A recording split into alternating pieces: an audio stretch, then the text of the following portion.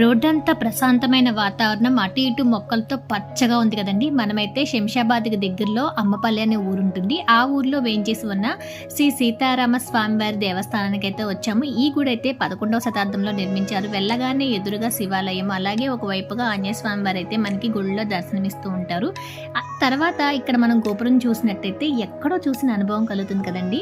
ఇంచుమించుగా ఈ కోనేరు అలాగే ఆ గోపురం దగ్గరలో 450 సినిమాల షూటింగ్ అయితే జరిగిందంట. ఈ గుడిని అయితే 11వ శతాబ్దంలో అయితే నిర్మించడం జరిగిందంటండి. ఈ కోనేటిని అయితే 500 సంవత్సరాల క్రితం అయితే నిర్మించారట.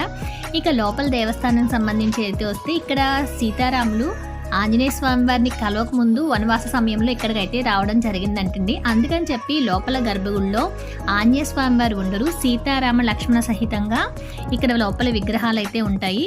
గుడి అయితే చాలా చాలా బాగుంది. వీలున్న వాళ్ళు విజిట్ చేయండి. Like, share and subscribe.